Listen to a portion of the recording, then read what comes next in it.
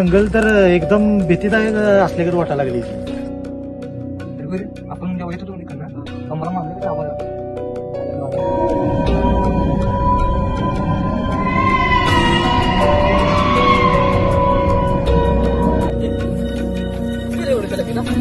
राखे पडले.